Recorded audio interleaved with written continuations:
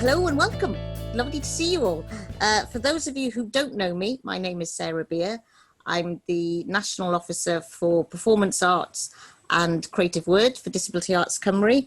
I have now, thankfully, got short hair, and which is going grey, and I'm wearing a white top. Okay, well, as a person of restricted growth myself and a performer, this is a subject I have a great deal of interest in, and I'm delighted that we're all here today. I grew up being called half pint, titch, shorty, constantly asked what the weather is like down there. But on the whole, apart from a few notable exceptions, as I grew older, the name calling and head patting stopped, or at least eased off. But sadly, for many people with dwarfism, this is not the case. And I'm delighted that we have three fabulous guests to talk about their varied experiences.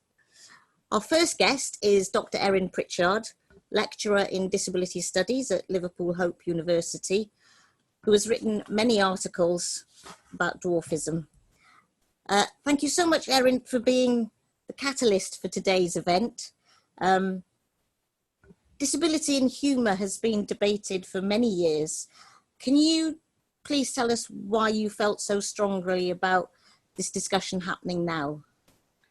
I think it's because along with the Black Lives movement, we have various minority groups where, you know, they're saying, well, we're going to pull down Little Britain, we're going to do this, we're going to do that. Yet for years, you've had constant abuse towards people with dwarfism in humorous ways, like somehow dwarf tossing or midget bowling or midget wrestling are all seen humorous and absolutely acceptable by the public, usually by average sized people who never face the repercussions, or by a minority of people with dwarfism who relish in that, you know, mockery, but at the same time complain that people are staring at them and laughing at them. So I just wanted to bring this into the light because I think, you know, in the 21st century, we should not be still representing people with dwarfism as if it's the medieval or maybe Victorian era. Excellent. Yeah, I mean, there's a lot of sort of, you know, I think with the Black Lives Matter, there's been an awful lot of like the whole Little Britain thing about, you know, oh, we've got to cut Little Britain out because it was really offensive to Black people, but actually no mention of that, how offensive it was to disabled people. What other sort of elements do you think are important that people are made more aware of at the moment? I think more people need to be made aware that actually entertainment for dwarfs is not our only form of employment. It's not something all of us do. It's a minority of people that do it. Most of us work as teachers, lawyers, retail, whatever. And actually trying to get into that occupation, which a lot, you know, becoming a doctor, anything's hard for anyone. Becoming a doctor when you are seen as nothing but a circus freak is even harder. And so we need to challenge that and change the narrative so that dwarfism isn't just seen as this form of entertainment, but rather just people with dwarfism are ordinary people. They just have a genetic condition that makes them shorter, that's it, or gives them, you know, various secondary impairments. And that we need to be on that equal standing, that if it's wrong to, you know, mock someone because of the colour of their skin, why isn't it wrong to mock someone because of their height or their impairment? Yeah. Excellent. Can you talk a bit more about sort of your experiences and how you overcame those barriers to get where you are? I mean, was it a huge struggle? Did you have amazing support? And okay, so it depends what barriers. I mean, I don't think I overcame any. because, quite frankly, sometimes I don't want to leave the house because of the abuse. So that's not overcoming a barrier, that's just a coping mechanism. But to get where I am in terms of like the fact that I work in a university, I had two great parents. And despite social workers, people who are meant to get you out of these disabling barriers, they actually reinforce them and throw you in them. So when I was 4 years old, they were like, oh, Erin must go to a special school because that's where the adjustments are. So basically it was making their life easier, not mine. Yeah. And my mom said, nah, she ain't going to a special school. She's going to the mainstream primary school that her siblings who are average stature went to. And you can make the accommodations there. Yeah. You know, so otherwise I would have been denied an education, which, so as someone with a physical impairment, really needs a good education, because I can't stack shelves in Tesco's, I can't get into various, you know, hands-on jobs. So that's what I did. And it was despite, you know, teachers saying, oh, she's going to accomplish nothing in life, she's going to, you know, sort of basically a waste of space. You know, having people coming into the school to test me, because obviously I have a physical impairment, so I must have a learning impairment too, because, you know, can't have one without the other. Yeah. So they do all these tests to see, like, oh, you know, she must have a short memory, she must be thick because she's a dwarf. So I just sort of ignored them. I mean, I remember once, you know, they were like, you got to go for this test now, come out of class. And I said, nah, you know what? I've got a doctor in Sheffield that sees to my back. That's all I need. And that was as a 14-year-old. So it was trying to develop an attitude that might seem a bit, oh, she's got a chip on her shoulder. But it was actually an attitude that just wasn't willing to deal with the ableist bullshit that was, you know, coming from social workers and all sorts of average sized people who thought they knew more about dwarfism than an actual person with dwarfism. Yeah. Yeah, that's very common, isn't it? That unhelpful, just, yeah, it's frightening that it still happens, really, but it does. Tammy, hello. Hello. Lovely to see you. Following on from Erin, would you like to say how your differences, your life might have been,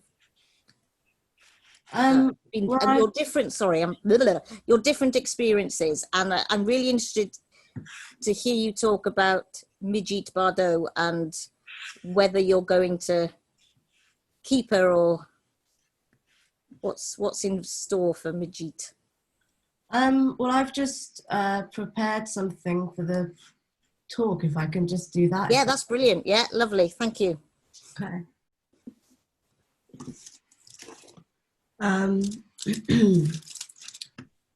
We have been asked to prepare a 15-minute presentation on the subject of dwarfism and ethics of humour. It takes a while to come up with 15 minutes of uninterrupted speech, as you can imagine. It takes longer when it's as triggering of a topic as this one.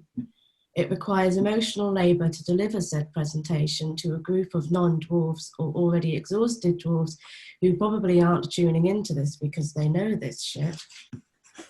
All of those things take time and energy, and even more when there's a global pandemic happening, you're disabled, you're self-employed but not eligible for any financial support outside of universal credit, and when the systematic genocide of disabled people and Black people is more successful than ever. On that note, this lineup was described as diverse. We are all white, cis-ish British people, with this event being remote. There's so much more potential for different voices. Hiring dwarfs for an event about dwarfism doesn't quite give you the right to claim diversity. The commissions I've had since lockdown have terrified me. I'm a dwarf and a live artist. I'm a live artist because a live atmosphere gives me more agency as an artist. I don't want to be another dwarf on another screen for someone to mock and abuse. So I've stopped making stuff. This talk is the first thing I've done as an artist for a few months now, and that's because this topic is close to my heart. However, there is another topic that's even closer, and that's exploitation. As an artist with a marginalised lived experience, I am frequently exploited. For example, marketing photos, tokenistic Crip and or queer bookings, whether that's cabarets, panel discussions, seminars, anything really. It makes it really difficult to know if you're any good at art at all. Are you just disabled? Then I got some really good funding and I applied for it because I decided I deserved it. I have learned the skill of knowing when I am being exploited. And I am afraid this is one of those occasions. The other day, I read the phrase, "A budget is a moral document. Beliefs are reflected in budget lines. We are being paid £50 each for this. Dwarfs who are mocked, humiliated, and commodified every day are now being asked to talk about dwarfism and the ethics of humour for 15 minutes during a 1.5-hour event and a Q&A. Dwarfs who are willing to degrade themselves for other people's amusement get paid a few hundred. I wonder how much the non-disabled access providers are being paid. We all know how much artistic directors get paid and even marketing departments. It's such a shame there's never enough money in the budget for artists, isn't it? If that's the case, then I don't have enough energy for 15 minutes of emotional labour to talk about dwarfism and the ethics of humour. I'm going to scale it down for around 7, and you're welcome to stick around for the remainder. Maybe we could all sit around and think about the hierarchical structure of art organisations and how they need to be much more horizontal, or even a little bit horizontal, in order for any of our careers to continue during these wonderfully uncertain times. Just one more thing I want to say, actually, is that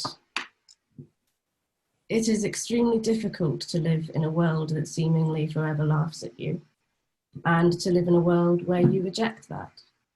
A lot of performers and actors who have dwarfism accepted it and killed themselves because of it. Vern Troyer, Hervé Villechaize, David Rappaport, Michael Gilden, potentially Michael Dunn and Angelo Musca, among probably loads of others who don't get mentions. It was difficult researching dwarfs I could look to for pathways and healthy coping mechanisms of this constant, toxic and acceptable humiliation, because most, if not all, have killed themselves, accidentally or not. When you are in a world that doesn't want you to change and grow from what is their decided norm, it's quite impossible to exist without provocation. I want to change the world to one where midget jokes are offensive, not accepted. And I want anyone with the same intentions to be paid above minimum wage to do so. Some of the time I am paid well enough to change the world under the guise of capitalism, which has failed us all, whether we know it or not. If you're tired, it may be for many reasons, but one of those reasons, I promise you, is that you are not getting paid enough for the labour that you live and the labour that you give. Thank you. Thank you, Tammy. That's very thought-provoking, and I'm sure we're going to have lots of questions afterwards for you. But yeah, that was brilliant. Thanks very much. Simon now is going to talk to us. Lovely to have you here, Simon. Can you put your mic on, please, hon? Great, thank you. Yeah, you might change your mind at the end. But no, I've unmuted. Thank you. I know you mentioned at the beginning, just to describe, Tammy did a description of us. I'm a white male. I'm greying. I've got hair looks like a quiff on this current picture. And Tammy, I didn't even know we were getting paid. So I didn't know I was getting paid anything. So I'm kind of a little bit chuffed now. But there we go. I suppose what expectations. I have complete empathy with the understanding. We did a comedy show last night, and I realized any of the professionals, the interpreters, were getting paid 5 times as much as what the comedians were. And that kind of, it's awkward. It's very awkward. I may seem like a moderate. I have dwarfism. I wear several hats. I run training courses on employment. A bit like Tammy, I've got about 7 minutes that I'll talk through. I host 2 podcasts. One is BBC Ouch, and the other one is called The Way We Roll with a friend and colleague, Phil Friend. And I sit on a number of boards, whether they're artistic or business, because I am of that age now. Most relevant today, I'm a comedy producer of Abnormally Funny People, which is a collective of comedians with disabilities. And we spent a long time wondering whether we should do this or not, because when you go into it, it opens up a can of worms, and you can control what will happen. I have done stand-up, but I don't do it now. To be a comedian, I think you have to want to do it with every fiber in your body, and I don't have that much. I love it, but I prefer producing. I set it up with Steve Best, who is a non-disabled comedian. He's a stand-up, and we did it in 2005. We felt comedy was underrepresented in terms of disability. There were a few who were kicking about, but not loads. And in the 80s and the 90s, comedians who were then alternative, and I mean, it's ironic now, they would be considered offensive in today's sensibilities. But at that point, they were changing what they did. And to do jokes around disability would have seen punching down, or it's just too delicate of an area to go to. I went to Edinburgh a couple of years ago for the Fringe Festival, and I wandered round and I bumped into 15 other people with disabilities who are stand-up comedians, and I loved it. They're just on the street, they're all doing their own shows. Some talk about disability, some don't. And I thought, it's not a genre. It's certainly not a genre. And I don't know if it's a cultural thing, but there is representation, and we're up there doing our stuff, whether you like it or not. I think when it comes to humor and dwarfism, there is this extra element. Family Guy, the cartoon comedy, they said, little people, I'm paraphrasing, little people are God's comedy gift to us. The Simpsons, just the other day, I saw they had a gag. They had a reality game show called Midget or Dwarf. You decide. If you're a person watching this, midget is considered very offensive for people like us. Ricky Gervais, who I used to think was very progressive, but he slowly forgot to let the butt of his jokes have some sort of redemption or get their own back. So I like these shows, but I wince. I kind of involuntarily squeeze. I feel awkward when these specific jokes at my expense come out. And I've said I'm middle-aged, I'm relatively confident, I'm a happy human being, but being on the end of those sort of jokes, they hit me, they sideswipe me. I think, and I put in my speech asterisks because I think this, I don't know, I have no evidence. I think sometimes the public feels sorry for people, sometimes, with people with disabilities. And they must think it's difficult for them, or is it some tragedy, or it's really difficult to be like that. But they don't feel sorry for people with dwarfism. It's something else. And it's something strange or something other or something funny. And maybe they can relate to being deaf or having depression or using a wheelchair. They can sort of see that. They can't relate to us. The closest I think is maybe people with Tourette's. Maybe they are in this gang that people just jump to a certain frame of mind. I should also say that's not everybody. I know very good people who don't think like this. That is clumsy. I have no research. I should speak to Erin because I don't know if that's true or not. It's an instinctive feeling. Abnormally funny people are part of the comedy landscape, and one of the comedians is Tanya Lee Davis. She is short. She uses it a lot in her comedy. She is a barnstormer of a comedian. She will take the roof off a venue. She's just ridiculous, and it's very difficult because she's very edgy, but she's a real, what we call a banker. If you put her on at the end of the show, she'll blow the place apart. She's also the only comedian in my whole time as the producer that I've had to censor. As the producer, I had the philosophy that the comedians, they do whatever material they want, so long as it works, so long as it's funny. They can talk about disability if they want, but they don't have to either. I just want them to be part of it.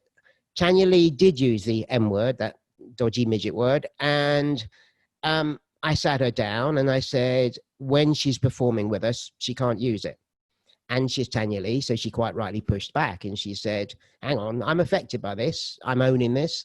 And it's a funnier word. It gets a bigger reaction. If I say the word dwarf, nothing really happens. But if I say the other word, I get a big reaction.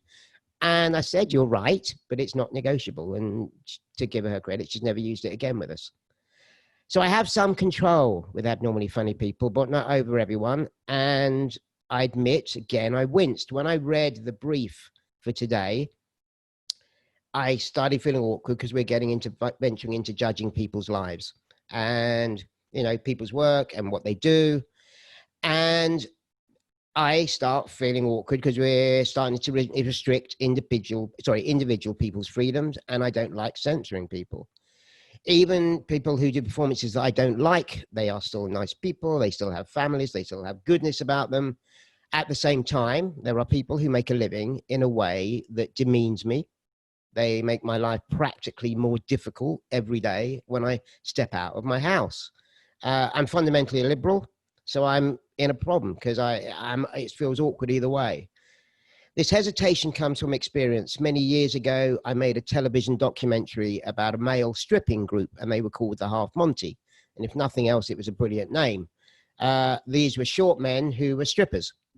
I wanted to explore, Tammy mentioned the word, this was exploitation in my head. And I wanted to explore what the public felt when they were watching these short men. By the way, they were not buff, sexy stripping men. They were just like me with tummies and so on. So, but they were taking their clothes off. They're being laughed at. They're being picked up. They're being patted on the head. And I wanted to ask if this is acceptable as a piece of entertainment in modern society. Now, despite this being my idea, the production ran away from me. And it turned and it started to ask if I was being the misery. And, you know, why can't you just let live and, you know, live and let live? And I recall being interviewed straight after watching a performance. And again, I'm going to quote Tammy, talking about this is emotionally quite difficult. It pulls something out of me. So I had to watch the Half Monty, which is awful. And I knew some of the people on stage. There were people that I knew. So, and then they turn at me and say, right, you've got to tell us what's your problem with this? You know, why are you being such a misery? Why are you condoning people who are just living their life and look at them, they're having fun? The final documentary had 24 minutes of the strippers laughing and 1 minute of me darkly lit in a miserable bar saying, oh, I don't think this feels great. And there's consequences. The only shining light, also I felt very responsible to short people actually, by the way, as a community, because I thought I've just made a documentary that may have promoted something that a lot of us won't like. The television reviewers though, they got it.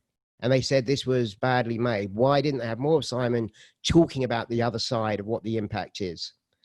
It was around this time I decided rather than taking pot shots at people who do something that I don't like, I'm just going to work with people who are doing interesting, progressive work. I want the good stuff to outweigh the bad stuff. I want it to be greater. I want it to be more prevalent than anything that demeans me.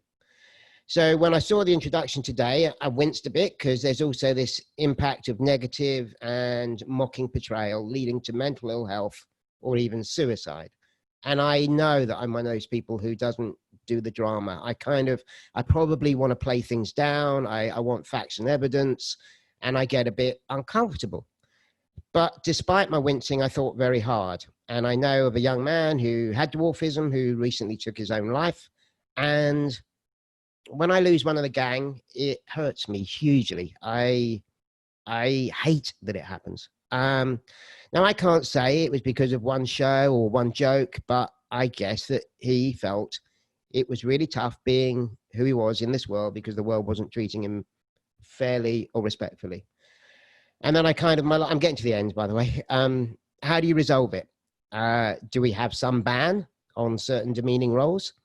Who decides this? Where's our ethical limit? Is it a free for all? Anything goes?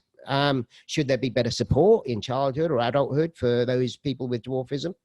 Should the focus, and that's the way I've chosen, is to create better balanced entertainment to hopefully drown out the other stuff? And how do we make the world understand that treatment of people with dwarfism can be horrific and it can be damaging? And how do we make the world understand that we have a physical disability, like someone else who is deaf or uses a wheelchair, that you would not dream of demeaning in the same way? So I don't want your pity. I want respect. I have a friend who recently adopted a baby who has achondroplasia, which is a form of dwarfism. And I want to know that that child's life will be full and interesting. And the child's going to have difficult moments because everyone does. But I don't want them to turn on the television or watch a theatre show or be in their local pub and flinch because someone like them is being ridiculed based purely on their physical height. Brilliant. Thank you, Simon. That was great. Before I move on to Jane, I just wondered if Erin or Tammy had anything to add after hearing Yeah. Tammy and Simon. Erin? Yeah, because I actually had my own talk to do, which conflicts a lot with Simon's. So if I can just add a couple of things, Yes. what Simon said about, banning and stuff, and this is always a thing that's used when, the majority of people with dwarfism, go against, say, midget wrestling of last year. Oh, but it's a job for them, and oh, bless them. And that's the only time you really get pity for dwarfs, when people want to see them humiliate themselves but are being banned from doing it. And the way I see it, well, if you've got something like midget wrestling or midget tossing, then if you think it's acceptable to diversify it to other ethnic minorities, other disabilities, and use the same slurs that you would, like the word midget, and you think that's acceptable, then fine. But as we know, people would never dream of having something like, and I'm going to use this word and I don't like it, like retard wrestling. You'd never have that. You'd never have insert any ethnic slur wrestling. So if you wouldn't have that, why is it that we are still debating in the 21st century that, oh, but it's a job for them? Because you know what? If that's the case, then what was the point of so many years of disability equality when we can't see dwarfs as accountants or teachers or just retail workers, anything like that? So actually, I'm not here to spoil people's fun, but as Angela Van Etten, who is a lawyer with dwarfism, points out, if you have 5 people with dwarfism all making a pillock of themselves, like doing midget tossing, and then 10 people, hypothetically, face the repercussions, and as we know, it's a majority, then it's not ethically viable. And we should be actually, for once and for all, thinking of those who get impacted. And as Simon's pointed out, many, who with the abuse they get, and Tammy pointed out, that do result in suicide. But obviously that doesn't make the news, does it? Thanks. Thank you, Erin. Tammy, did you have anything to add? Yeah, basically, my drag alter ego is called Majit Bardot, in an attempt, and I feel successfully, of reclaiming a word that is used against me in a similar way that where other minority groups attempt to do the same. And I have also experienced an attempt of censorship, but not to do with the M word, which I'm just going to say midget. It was in relation to a 15-minute monologue about how much I hate Warwick Davis for the choices he's made in his career, because they have had a direct effect on me as a dwarf. And I was asked to change some parts of it by a theatre company because they thought it was going to be seen as hate crime, which I found quite funny to me because, yes, it is quite absurd and obscene and loathing, but it is talking about my life more than it is his. And also the fact is that I have been to that theatre same time where a comedian has had midget jokes in their set. So I found that quite ridiculous. I also just went ahead and did it anyway. I haven't seen Tanya Lee Davis perform, but I can very much relate to her, and I very much support her using whatever word that is used towards her that she likes. I think the M word is our word and our experience and nobody else's. Yeah. Can I respond? Yes, sure, Simon. Yeah, I also get your use of it in your title, Tammy, is a sort of deliberate use and reclaim and provocative bit. It's definitely worth watching Tanya Lee, because I think when she uses it, it's a casual use. It's not, it's used for a gag because she knows she's going to get a bigger laugh. There's no political point. There's no edginess about it. It's a shortcut. Now, I've already said I didn't like the conversation I had to have with her, but I just kind of thought, we're a disability gang. If people see her doing that joke, they could easily say, oh, she said it, I can say it. And that was the bit that I was just trying to pull back. I think you're playing a different game to her, although you would love her. You definitely need to meet her and hang out, because you'll get on well. Oh, sorry. I also, I did forget to audio describe, which I'm really sorry about. So I am a white woman with a blonde, straight hair wig on, but let's pretend it's not a wig, with red lipstick, red eyeshadow, hoop earrings, big jangly jewelry, rings, diamond rings, and you can't see it, but I'm going to show you anyway. It's a really beautiful Oh, wow. little dress. Fabulous. But yeah, that's me. Excellent. Thank you, Tammy. Erin, did you want to add something? Yeah, just about Tanny Lee's comedy. Now, I have seen some of the comedy, and I think it's what we'd call disability comedy. It does challenge some stuff, like she points out how people react to her. But I don't think she really needs to use the word midget unless it's, you know, like Tammy does, proving a point, reclaiming. Because like someone's just pointed out in chat now, they had no idea it was offensive. And I think if we just use it willy-nilly in the media, people are never going to know that it's offensive, and we'll just keep using it.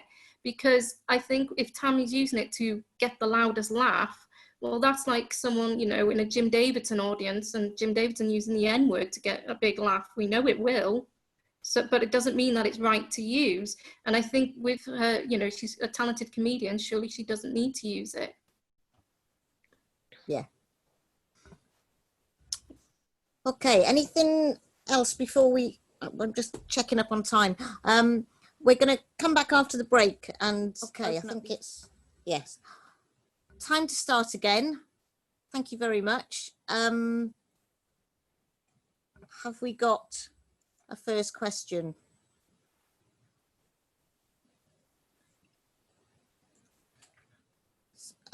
Jan, can you unmute yourself? That's it. Lovely. Yeah, hi. Okay, my name's Jan Underwood. I'm physically disabled.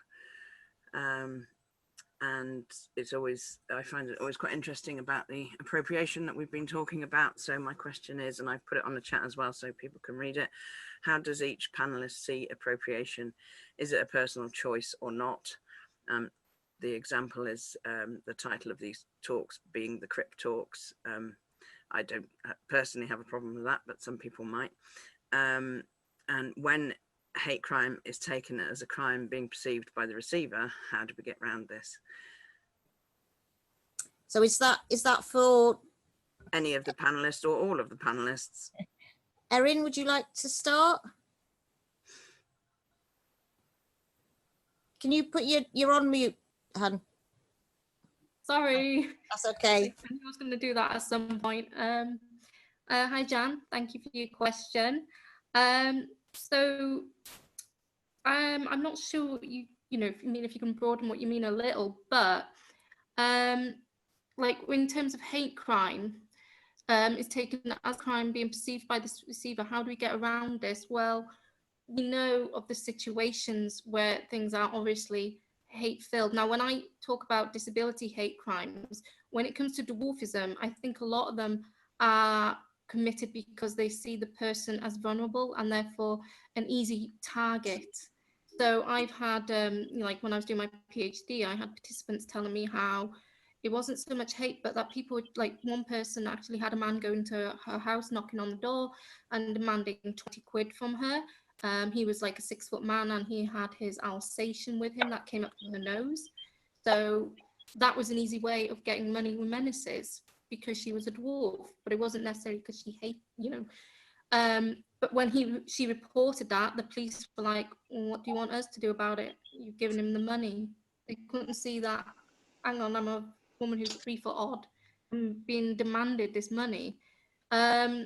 I think you could see things as hate crime when they are using derogatory language, and we need to firstly see that derogatory language is being recognised as such. So like the word midget needs to finally be seen as a form of derogatory language and not something that we comedians can just use willy-nilly, or anybody in the media or anybody in, you know, retail, like with midget gems or midget cars. You know, so yeah, I don't know if that's answered part of the question. Simon, do you want to come in on that question? Like Erin, it felt there was 2 questions. The language bit at the beginning although I'm exhausted, I'm so exhausted about talking about language, and amazingly, organizations still come and say, tell me what to say and what not to say. And you're like, oh, please, I wish we could get a bit beyond it. However, did anyone see the Alex Brooker show when he was talking about my disability? And I was interested to see two kind of 30-ish, 40-ish guys, and they didn't like the word crip. They were saying, I wish we didn't use it. I do use it amongst some of my friends. Now, these are people I've known for 20 years. We've gone through disability. We've gone through the exhaustion or the understanding and the social model and all that. And we're out the other side, and we're using it ironically. We're using it within ourselves. We're using it almost playfully sometimes. But I've got to be careful. There's a time and place, and I don't want to use it every time to release that out into other people. And I know that we can say the N-word can be used by groups of people, but lots of others would never do that. The hate crime bit, I'm utterly confused by it. My closest I can say, and I don't know what this is, I went out with my sister last year, and we went down the high street, and we hadn't been out for a little while. She's average size, not disabled. And she said, I've forgotten how much you get. And I said, what do you mean? She said, just the amount of attention, the amount of looks, the amount of sometimes sniggers, sometimes phone, sometimes just a genuine smile. I don't know. But she said, I'd forgotten the level of what you get. And a little bit like Darren watching the video and him saying, why do I look for these videos? Why do I look? And I've had to cut a big chunk off me, because it would be exhausting to constantly try and call it out. I do call it out, and sometimes people get a very sharp element of my tongue and it gets a bit heated, but I can't do it all the time. And I wish that would go away. But it is a hate crime, but I don't know what, I feel a bit powerless sometimes. Yeah. Tammy, do you want to add anything? Yeah, sure. Well, I identify as Crip. I use that word. I find it empowering. In the same way with the word midget, I use it towards myself. I do not use that word towards other people with dwarfism, because I understand and know from personal experience that it's not a word you like to be called that often. I use that word to make people aware that I have power with it, and I give people permission to call me it when I want them to. And same with Crip, it's come from cripple, as we know, which was and is a derogatory term used towards disabled people. It also is the name of a theory with Crip theory, which is combining disability theory and queerness. And as a queer person, I feel very empowered by that word in relation to that theory. I understand why people feel uncomfortable with any certain word, to be honest. For me, it's about the intention of that word rather than what the word is in itself. So if someone wanted to abuse me and harass me and call me a bread bin, I wouldn't like that, but that's not because of the word bread bin.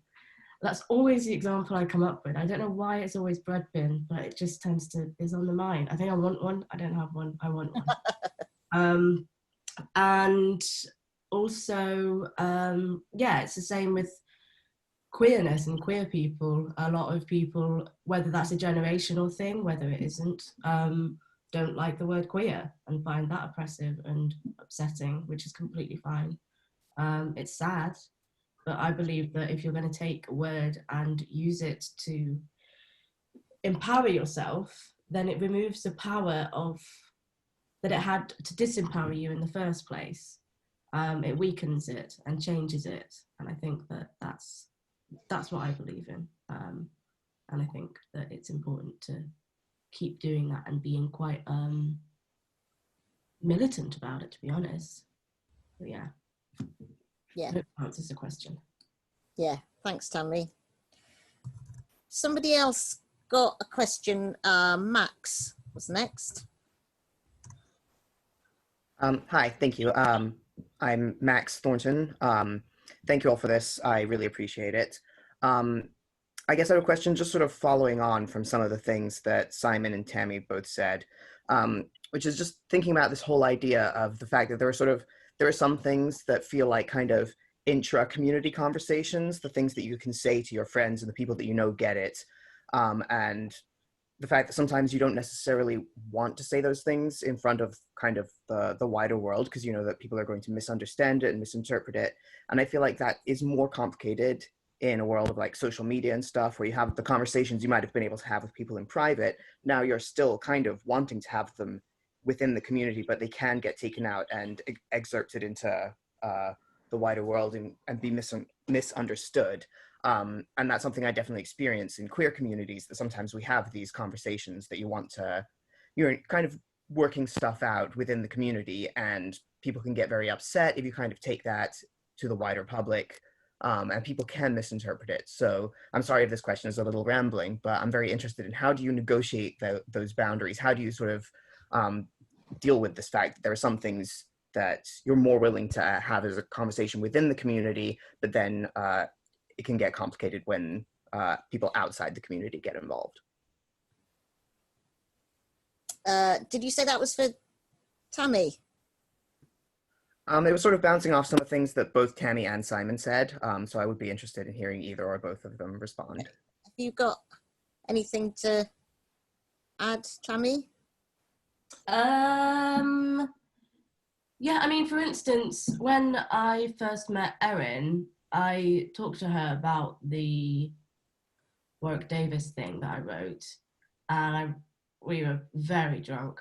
And I read, sorry Erin if that incriminates you, I read out what I'd written, and she stopped me. I had to kind of say, look, I actually feel quite uncomfortable with the M word, so like it's fine. And we had a very healthy discussion about it, in relation to how I understand why she feels that way and why I'm doing it, and she understood, and we've since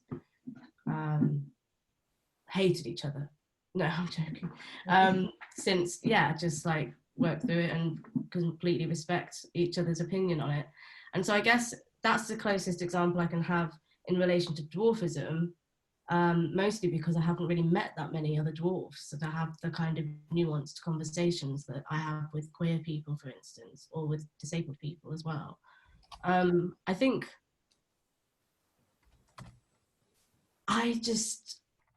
I'm a bit like, if you're not queer, then you don't get to call me a fag, in quotes. And apologies if that language is triggering. I probably should have said something before. But yeah, whereas if you are queer, then feel free, because it's subversive and it's fun, and it kind of takes a piss out of the whole situation that someone thinks that word can hurt us, kind of thing. And it's the same, if you don't know me and my nuance and my politics, then you can't call me a midget, because I know you're doing it from an oppressive angle or from an ignorant point of view, and not knowing that I'm okay with that word. So I think I'm in the opinion of, if you're not part of this kind of community, I don't think you're allowed to use that kind of language with me. I think it's a protective, safe, almost like Polari, when gay men would use Polari and use this kind of secret language. I think it's kind of something that gives you a bit of a privilege out to be part of this community, and taking something, you know, a lot of people in the same way. Okay, for instance, cultural appropriation is just wrong inherently. I just don't think it's right at all. And one of the reasons why I don't think it's right is that you can't be a white person with cornrows and be racist as well. And if you're a white person, due to systematic racism, you've been racist. Like, that's just a thing. You have racist thoughts. And so it's that kind of, you can't have one thing and the other and not the other. And so it's not yours, it's ours. But you can teach people, if they're curious, what the best way to talk about you is like. So like, if a lot of people say, how do you prefer to be described as, with body-wise and stuff? And most of the time I'm kind of like, well, I don't really know why it's relevant, but if it really does have to be relevant, then I will just say person with dwarfism. But to me it's important that person's always there, because dwarf just kind of completely removes a human side of the thing, because people think they're fantastical. But yeah, that was a long answer, sorry. But you had a long, rambly question, so I matched you. Yeah, hope that made sense. Can I add something? Yes, thanks. I do hang out with a lot of short people. There's the various UK organisations, and there are lots in the US as well as around the world. And I go to lots of the conventions, and there is nothing more empowering and joyful than playing with this and subverting it. And when I was quite a novice, I remember another short man who's 2 inches taller than me, and he reached for something. So let me get that. You'll never reach it. And my instinct is to be upset by this, but then I realised how he was playing with me, and it's joyous. But it is within the context. And the bit that Tammy said about meeting Erin, they were together in the room. And that's the bit you're saying, social media, where we're not in the room, and suddenly it's a whole new ball game, and it's dangerous, and it's risky. And I do think there needs to be safe spaces. And I think we should have little, I don't know, code words or emojis just to kind of make sure that people know whether you're being flippant or you're being funny, or whether you're playing with something, or this is a very serious point. So when I'm with other short people, we will talk about this, and we'll decide what we feel is good and what we feel okay about. And I get a little shot of confidence, for want of a better word, because I can then go out and face the world, because I know there's people who get it with me. But it's also interesting meeting Tammy and Erin. It's the first time I've met them today. And I kind of feel with disability, there's sometimes a little bit of a 30-second politics thing where you have to kind of work out where they're coming from. I know you're going to be all right. And I remember meeting Matt Fraser for the first time, going to Edinburgh. I keep mentioning Edinburgh. And we had this 30-minute chat. And at the end, you went, oh, I'm so glad we can talk about this, because we were on similar pages on all the language and the rights and the models and so on. I don't know how to solve it, Max, in terms of that social media bit. Maybe there needs to be some finessing. And I know that I pull my punches on social media. I admire people who go for it, but I just don't need the grief. So I know I'm more moderate than I might think otherwise. Okay, great. Thank you, Simon. Thank you for the question, Max. Okay, we're going to go to Jenna now. I think Jenna has a question. Where are you, Jenna? Hi, can you hear? Yes, yeah, I can hear you. Thank you. Oh, brilliant. Sorry, I didn't know how to work this out. Am I meant to be on camera or not? Hold on. Your camera's on. Yeah, your camera's off at the moment. Oh, there I am. There you are. Hiya, okay. So my question's in general really about disability, if that's all right. Yes. And I always, first of all, I love the conversation and how language works. I always call myself a cripple and everything, and make it clear. Grew up being called T-Rex, and people around me who know me is all right to call me T-Rex. They know it's a family joke. They know it's a thing. But then it moved on to school where everyone thought they could call me T-Rex, and then it moved on to random people in villages called me T-Rex. So I quickly clicked on. It all depends on how you're using the language. And if you feel empowered by taking on the language. So for me, I use cripple all the time, and I don't find it a problem, because I make it clear I'm a cripple. But do you see me doing anything negative? No, I'm always mentioning in a positive terms, so I never use it as a negative way. I see it as how Black people took the N-word and empowered it and made it clear, essentially, that word's for us. If you say it and you're not from an ethnic minority background, that's offensive.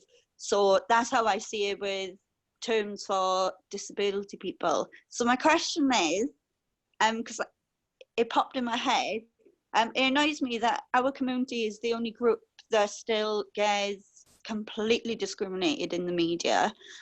There's one show in particular called Undateables, where there's a show about purely disabled people going on dates and being exploited, about how they communicate, how they socialize, and basically making it clear you're undateable and you cannot get a date unless you go on this show.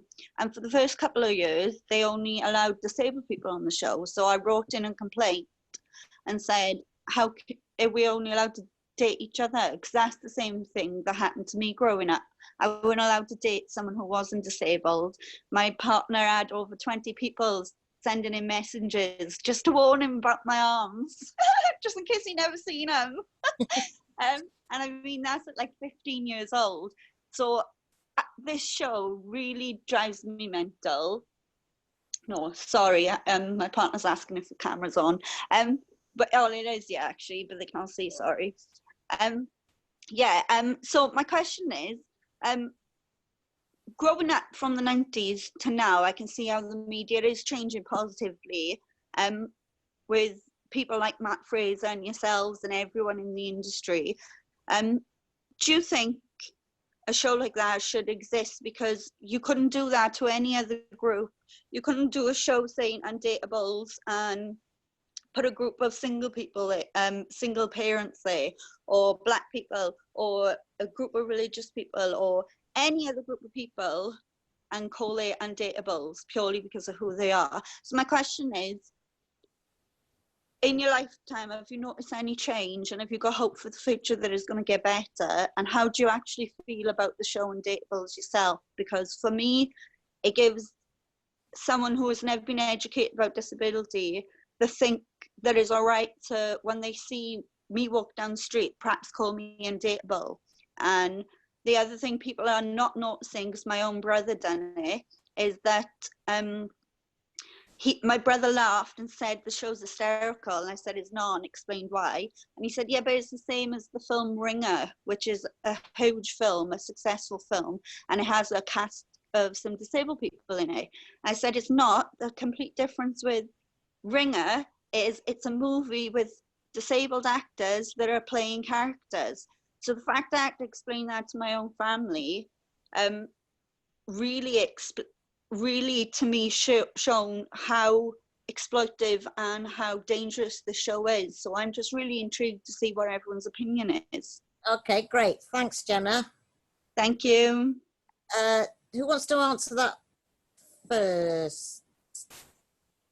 Erin? I'm happy to come in. Okay, thank you, Jenna. There's quite a lot that I don't think media has really improved. When we do have something good, there's always several shows about dwarfism that will instantly ruin that. Like, you know, we've got Game of Thrones with Tyrion, which is great, but then we'll have something like Life's Too Short, or, you know, The Seven Dwarfs, Channel 4 and all that, or Ricky Gervais's Afterlife, which, you know, implies that to sleep with a dwarf means you're a paedophile. However, with the undateables, my problem is, because it's very general disability, but I'm just focusing on dwarfism here. I get what you're saying, that it's, you know, people have a good laugh because someone's got Tourette's or something, and it's really problematic in that sense, and it's problematic that it's called the undateables. Because what's to say, you know, this is reinforcing this stereotype that disabled people are asexual, but we're not. You know, but the problem is, for me, is that it's just disabled people dating other disabled people, as if we are incapable of dating a non-disabled person.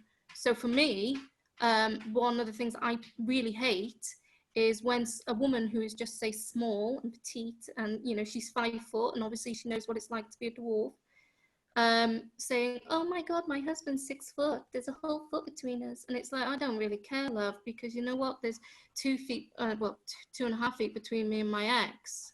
And we used to actually get the stares and the pointing and the laughing, and that's what made us undateable. It was other people, it wasn't us. And I think, you know, one of the other things it reinforces is when they say only disabled people can date disabled people. One of the reasons I don't bother with associations for people with dwarfism was because some men, and I'm, you know, I'm not saying this with all dwarf men, thought that, oh yeah, this is a place to meet, and that if I see a woman with dwarfism, I'm automatically going to harass her. And if she says no, well, I can't take no for an answer. So I think it creates a lot of problems in that sense. So yeah, the Undateables, it's one of those sort of liberal shows, isn't it, by Channel 4, which says, oh yeah, we won't be racist and we won't be homophobic, but look, here we are, you know, we're going to take the mick out of disabled people again, because that's quite free reign, isn't it? And they haven't had any sort of movement to say that it's wrong. So yeah, so sorry for that rant. Oh, I'm not sorry for the rant, actually. No, don't be sorry, Erin. That's fine. Tammy, Simon, did you want to add something? I'm happy to go and set. Well, firstly, hashtag not all dwarf men needs to start trending. I love that. I was asked to be on the Undateables, which was kind of flattering. I was like, how did you find me? And it was long before, oh, I was going to use the word famous then, but it was long before I was more successful as an artist that it happened. So I was even more impressed. And then I thought, okay. So I obviously said yes. No, I didn't. I said no. I said no, and I asked them how they found me because I wanted to know more about that. And I asked them the specific language that they used and all of that. And I think they just said they typed in dwarf West Midlands or something. And I somehow came up. I think I must have done like my Bebo page from when I was like 11. I think I was like, hi, my name's Tammy, I'm 11, and I'm a dwarf, or something. I don't know. I relate to the whole dating profile thing. I've had to constantly on dating things like give people a heads up, being like, by the way, I'm a dwarf, because I don't always look like one, and a lot of people who don't have dwarfism can't read a dwarf face without, like, they just can't. Yeah, the show is awful. I think that it seems like disabled people and trans people are just like hot to humiliate at the moment. And I think that a lot of it is probably because I don't think it's a coincidence that it's happening at the same time as more actual progression in terms of rights. I think it's used as a tool to try and keep us down. And I think that that's why these shows are existing. It was the same when civil rights movement was happening. More media was becoming more and more, much more overtly racist and unapologetic about it. So I think it's to do with that, to be honest. I also just would advise that whenever you feel really shit about the amount, because I agree with Erin, I don't think it's really improving in terms of representation. And the thing with dwarfism is that when it's representation, and the same with disability actually, dwarfism and disability as a whole, whenever you see representation, you're supposed to be happy about it, but it tends to just misrepresent us incredibly awfully and pitifully and humiliatingly, or whatever. You can use any negative word, it's probably done it. So I would recommend, whenever anyone feels really shit about shit representation, just watch Crip Camp, like, again and again and again. It's on Netflix. If you don't have Netflix, I will, like, I don't know, email me and I'll send you the pirate made link. It's fine. But yeah, like, that's the best way to kind of just remind yourself that there was a movement and there still is a movement, and look for those. I like watch Silent Witness with Liz Carr. I don't know, I'm not really a fan of Silent Witness, but Liz Carr, like, I type sometimes when I'm like sad or like missing Liz, I type, oh, I hope she's not here, I hope she's not here. I type in best moments with Liz Carr on YouTube and I'm like, because she's fucking someone. But yeah, just like remind yourself that there are good Crips out there and find them and watch them and tell them how great they are as well. We love that. But yeah. Brilliant. Thank you. Simon, can you put your mic's on, Si? Sorry. That's all right. I agree. Crip Camp is a joy of a show, and a couple of sort of mid-20s people I knew said, I can't believe the unity that was there, the strength of people with all different types of impairments that were strong and together and inclusive. And I think we miss that a little bit. I'd love that to come back. Yeah, of course, I'm not going to say I like Undateables. It's painful, it's manipulative, it's twee. I think Channel 4 will say it's hugely popular, because it is.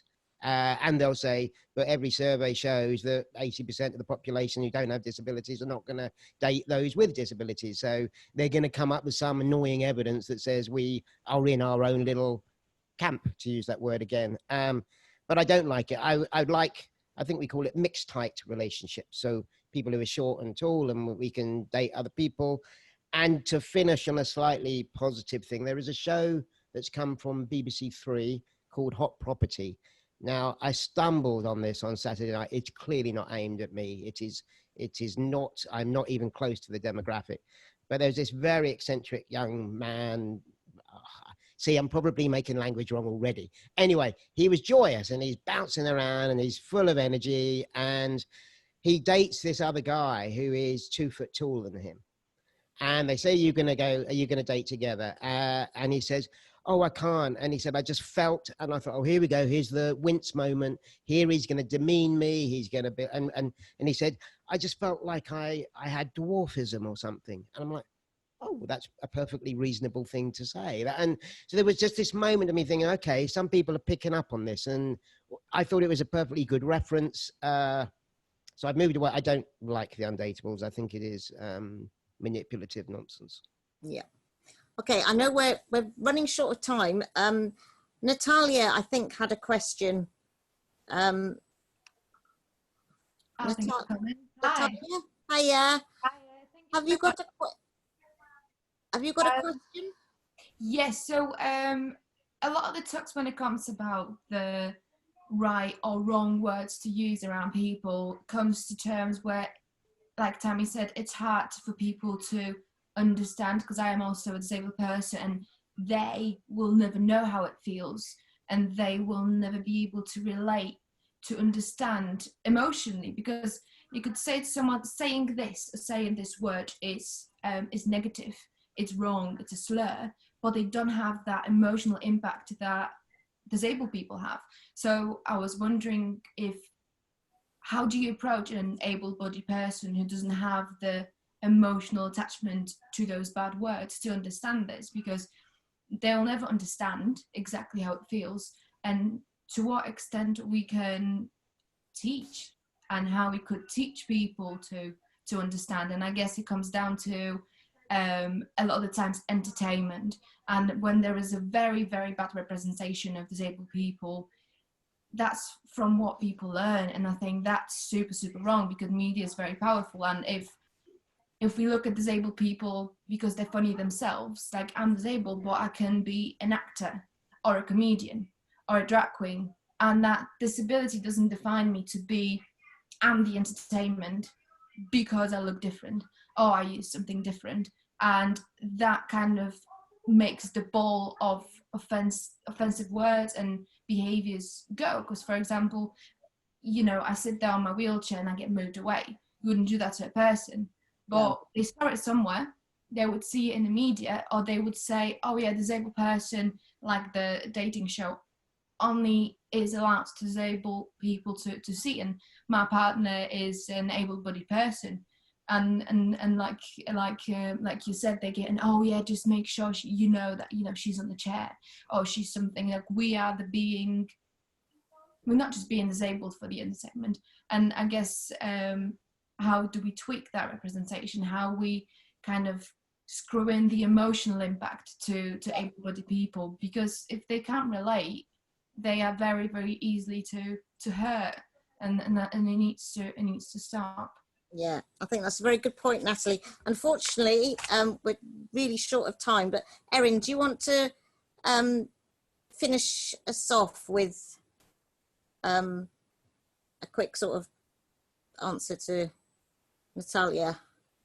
Okay, I don't know if I'm properly placed, or if it'd be better for Simon or Tammy, perhaps. Tammy's got a hand up. Tammy, sorry.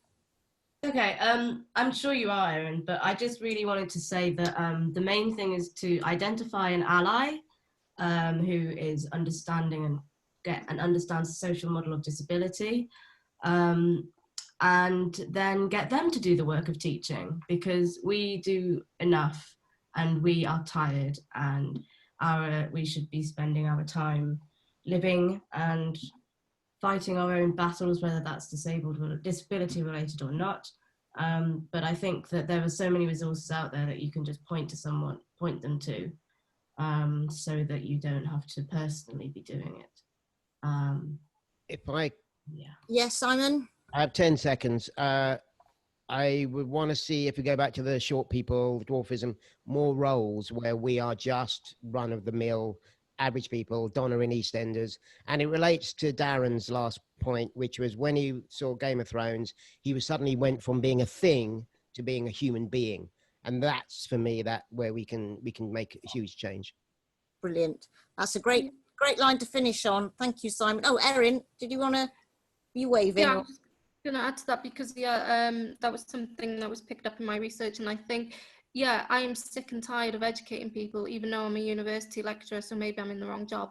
But I think instead of the rest of us having to educate, why can't some people with dwarfism take responsibility and just not do those derogatory representations, because then we'll save a lot of time having to educate other people. Because right now, I just think a few of us trying to educate, you're sort of taking one step forward and two steps back. But like Simon says, why don't we just have better representations like Lisa Hammond in EastEnders or Peter Dinklage in, Game of Thrones, that kind of representation. Okay, thank you very much. I'm sorry that it always goes so quickly, but Rachel's got a couple of points to make before we close. So I'm going to hand over to Rachel, but thank you all very much for attending, and a huge thank you to Erin, Tammy and Simon. You've been brilliant. Thanks a lot for this afternoon, and keep in touch.